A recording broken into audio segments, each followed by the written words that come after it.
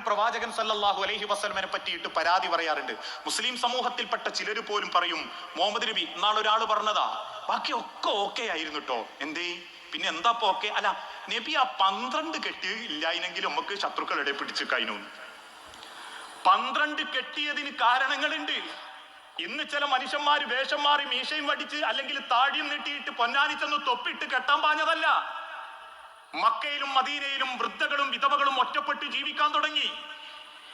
യുദ്ധക്കളത്തിൽ മരണപ്പെട്ടു പോയ ഭർത്താക്കന്മാരെ ഭാര്യ, ആരും നോക്കാനില്ലാതെ ഉപേക്ഷിക്കപ്പെട്ട വൃദ്ധകള്, അള്ളാഹുവിന്റെ റസൂൽ സല്ലല്ലാഹു അലൈഹി വസല്ലമ അവരെ പരിഗണിക്കാൻ തീരുമാനിച്ചു. ഇനി കൊടിയത്തൂരോ നന്മണ്ടയോ എന്നെക്കാളും 10 വയസ്സിന്റെ മൂപ്പുള്ള ഒരു താത്താനെ 4 ദിവസം ചെന്ന് നോക്കിയാൽ മതി, 5-ാം ദിവസം എനിക്ക് പേര് വേറെ വെക്കും, വേലിയാട്ടക്കാരൻ, അവിഹിതം.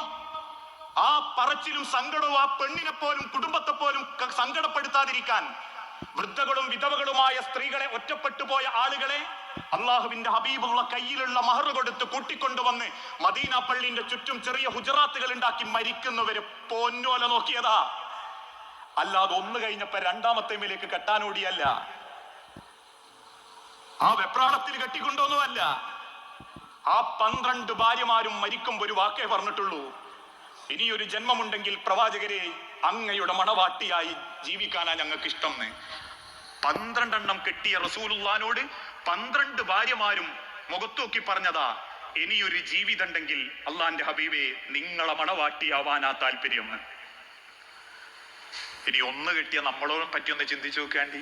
പെണ്ണുങ്ങൾ അറിയും സ്വർഗത്തിൽ നിങ്ങളാണ്, എനിക്ക് ആ സ്വർഗം വേണ്ട. അങ്ങനെയല്ല, തമാശക്ക് വേണ്ടി പറയല്ല, ഒന്നിനും കൊണ്ടുനടക്കാനാകുന്നില്ല.